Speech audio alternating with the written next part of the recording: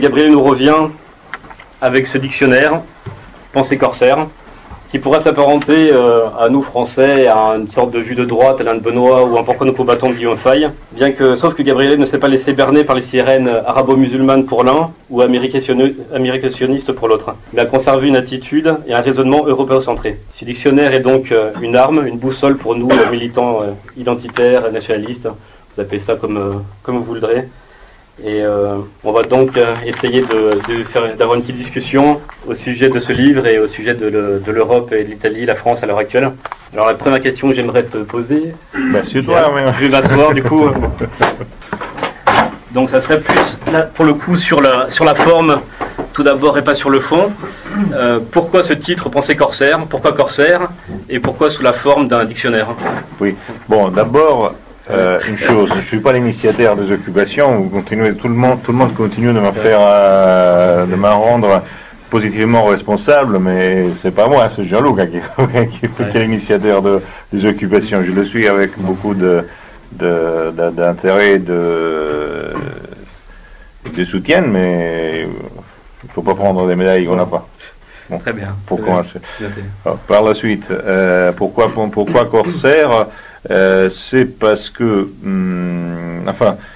alors commençons par la forme.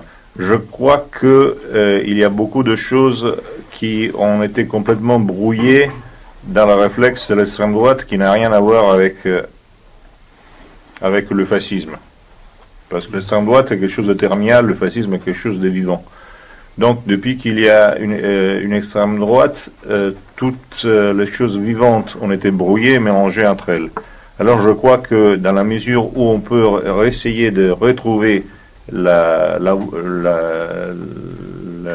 magnifique mosaïque qui était celui des années 20, des années 30, des années 40, il faut remettre en cause beaucoup de choses qui ont été acquises par le reflet conditionné, par une espèce de de pavlovisme grotesque qui est celui de l'extrême droite.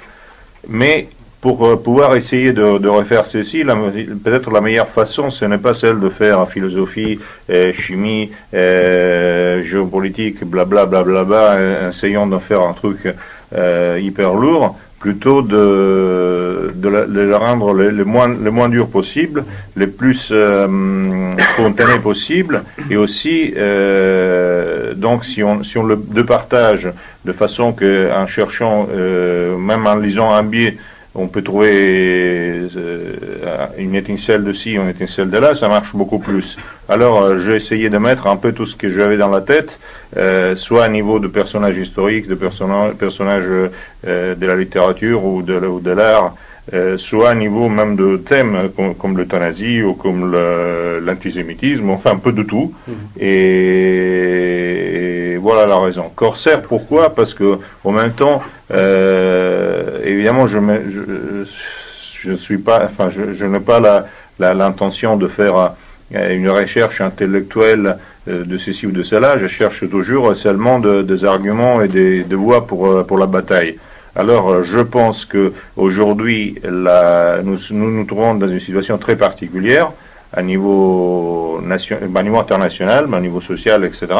Alors, la seule façon de pouvoir répondre, ce n'est pas celle de suivre toujours les rêves d'impuissance qui sont propres à l'extrême droite et aujourd'hui à l'extrême gauche, c'est-à-dire de réitérer des formules qui étaient déjà impossibles aux années 50 et qui sont ridicules aux années 90, aux années 2000. Je parle de formules politiques dans le sens strict.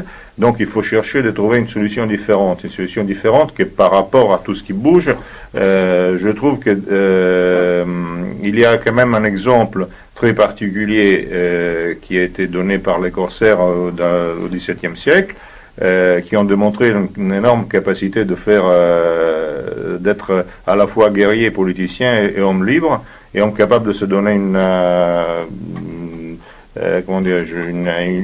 loi et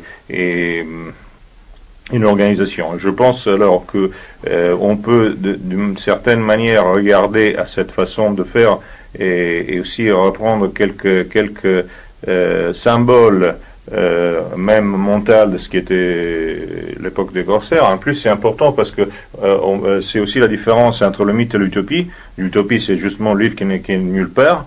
Donc c'est l'utopie qui mène au désastre. Et l'absence de l'utopie, s'il n'a pas un mythe, mène au désastre quand même. Mais un mythe, c'est quelque chose qui a déjà été et qui peut être tout le temps. Donc, je crois que c'était sur cet axe que j'essayais de donner comment dirais-je, de points de repère concrets qui, il faut dire, ne partent pas seulement de la plume ou de la théorie, qui partent de choses qui sont faites au quotidien par beaucoup de gens. Donc c'est pas... Justement, quels étaient tes objectifs en fait quand tu es revenu de l'exil en 2000, quand tu es revenu d'Italie, quels étaient tes objectifs politiques concrets en fait, hein? Quelle vision avais-tu vue de l'extérieur, et quand tu es arrivé, est-ce que tu avais des objectifs précis, ou est-ce que tu as vu la situation en fait un peu sur le terrain et tu te dis tiens, on pourrait faire ça, ça, ça? Entre les deux. Ouais. C'est-à-dire, j'avais une vision d'ensemble de ce qui était, enfin, de la situation dans laquelle on vivait en Italie à niveau disons, idéologique ou mental, et j'avais quand même une idée d'ensemble sur ce qui pouvait être une stratégie qui était quand même appliquée quotidiennement, mais pas que par moi, je veux dire par tous les gens qui avaient grosso modo cette idée qui était à la fois d'indépendance, mais de fuite complète du grotesque, fuite de l'idéologie du ghetto, et recherche immédiate de quelque chose qui pouvait être à la fois toujours impressionnante, mais même sympathiquement impressionnante, qui peut être acceptée par des gens quelconques, et non pas un jeu pour se faire pour démontrer à soi-même et aux autres qu'on est des imbéciles, ce qui est d'habitude la tendance sans droite. Et ça s'est fait au départ par la formation de militants, par des actions plus ou moins associatives, ou justement avec ces occupations non conformes, parce qu'au départ il n'y avait pas de volonté en fait de se présenter électoralement, ce qui a été fait par la suite en fait avec la FLEMA. Oui, ça c'était. Bah là tu parles justement du cas de la Casa Pound, etc. Par exemple. Oui, bon, évidemment. Les choses peut-être les plus concrètes, mais. Ouais, absolument. Qu'ils ont eu le passage sur lequel, du reste, je n'étais pas d'accord, de faire un essai de se présenter aux élections. Mais je n'étais pas d'accord, pas parce que je sois contre les élections, qui ne représentent rien et qui ne servent à rien, mais c'est pas pour ça. C'est parce que c'est représenté dans un groupuscule électoral. Ça veut dire immédiatement rompre toutes les liaisons possibles avec tous les gens qui pourraient te sympathiser avec toi et te donner des coups de main, ou faire des relais, ou créer des situations concrètes, ce qui est fait à droite, mais qui est fait aussi parce que de plus en plus avec des gens de gauche. Par contre, si tu te présentes comme ça en disant je suis l'âme pure et dure de l'Alliance nationale, en plus tu te présentes avec des gens qui sont 1000 fois pires que ceux de l'Alliance nationale dans tous les sens, et tu te présentes avec le 3 miettes de vote que tu peux avoir par des gens qui se trompent, parce que très souvent les gens qui te votent se sont trompés des listes. Non, parce que c'est le cas, moi parce qu'il y a un éclatement aussi de l'extrême droite entre guillemets italienne qui est assez important. Il doit y avoir 5 ou 6 partis qui se présentent. C'est absurde. Donc bon, c'est sûr que des fois qu'on s'est retrouvé, c'est pas toujours. Où il y a un décalage complet entre toi et l'électeur, et en plus ça t'amène nulle part. Ça t'amène nulle part. Donc je suis contraire, mais je suis pas contraire idéologiquement, je suis contraire parce que c'est non seulement une perte de temps, mais c'est un cul-de-sac. Donc si on met de côté le champ électoral, il reste quoi alors? Ben justement, le champ électoral ne sert à rien, sauf à niveau local. Pourquoi ne sert à rien? Parce que bon, je pense que l'extrême droite, c'est l'endroit qui croit encore en la démocratie. La démocratie n'a jamais existé. La démocratie, c'est seulement une façon pour laquelle les gens qui ont plus de pouvoir, plus d'argent et plus de pouvoir de communication décident ce qui sera fait. Alors, ils font à mesure qu'il y a une majorité, et s'il n'y a pas cette majorité, ils vont la truquer, et de toute façon, la situation est telle que même si tu arrives à avoir un groupe de députés relativement fort, tu ne fonces pas. Et même si tu fonces nulle part, parce qu'aujourd'hui, le pouvoir n'est plus au Parlement. Et non seulement, le pouvoir n'est même plus dans l'économie du pays. Alors, comment on peut faire? Il faut revoir toutes les choses. Alors, ça fait longtemps que je pense qu'il y a il faut attaquer. Bon. Déjà, il faut vivre. Dans le sens, il faut déjà pouvoir être reconnu par quelqu'un d'autre comme quelque chose d'autre qu'un clown et avoir un minimum de pouvoir. Donc, déjà, avant d'attaquer, bon, il y a 3 niveaux sur lesquels existe le pouvoir.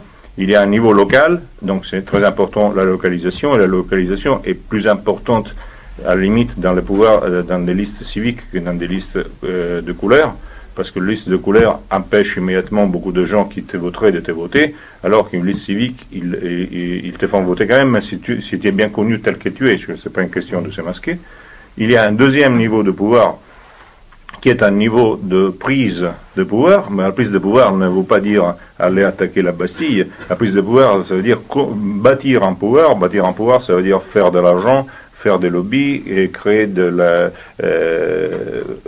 disons, capitaliser ce qui est notre avantage par rapport à une société qui est implosée, c'est-à-dire le fait d'avoir beaucoup de gens qui se connaissent, d'avoir la communication, de pouvoir faire des économies solidaires qui permettent d'obtenir un minimum d'éléments. Et troisième élément qui est très important, c'est la chute culturelle, mais même plus que culturelle, la chute à niveau d'esprit qui est actuellement dans toute cette société en crise, qui ne veut pas dire un défaite, qui veut dire un passage, et qui touche même les élites politiques et sociales de cette société, qui sont évidemment attaquables par fascination. Alors, si on joue sur les 3 éléments en même temps, on arrive à être un sujet. Si on ne joue pas sur les 3 éléments, on n'est rien. Mais le passage politique, le passage aux élections qui dépasse le niveau local, non seulement est une perte de temps, mais c'est même contre-productif. Mais au niveau local en Italie, les seuls qui font ce travail-là, entre guillemets, ce serait la Ligue du Nord? Non, parce que c'est pas local, la Ligue du Nord. Non. Quand je dis local, je parle de liste civique. C'est-à-dire, tu fais une liste Nice à la Belle, c'est une liste civique. Si tu fais un mouvement comme la Lega du Nord, la Lega du Nord est un parti avec un programme national, etc., qui est arrivé où il peut arriver, qui quand même a une très grande méthodologie importante, et c'est pas pour hasard qu'il y a une méthodologie importante, parce que tous les chefs viennent de l'extrême gauche. Donc ils savent ils connaissent la méthodologie. C'est déjà pas mal, mais bon. Et ça, de ce côté-là, donc il y a rien à... Non, il y a beaucoup de choses. Non.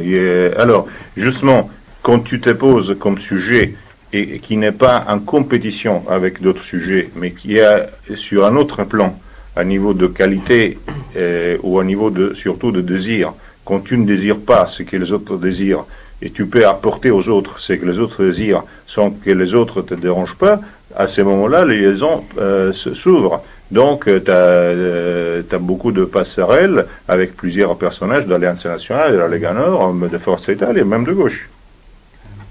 Parce que de plus en plus, même les gauches commencent à s'intéresser.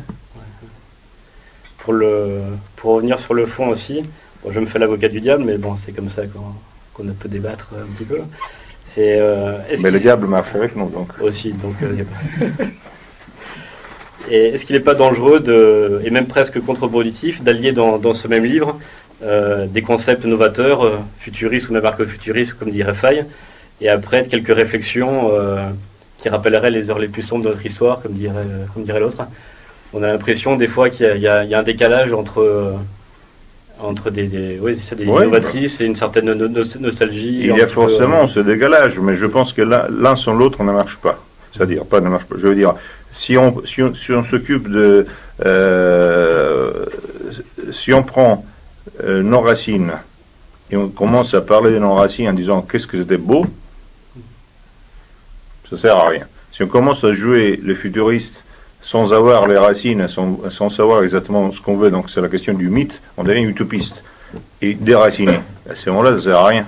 Par exemple, là, justement, je viens d'avoir un débat avec un des chefs de Brigade Rouge qui, lui, il dit il soutient d'avoir dépassé le communisme marxisme-torres, et il dit nous sommes tous des hardis.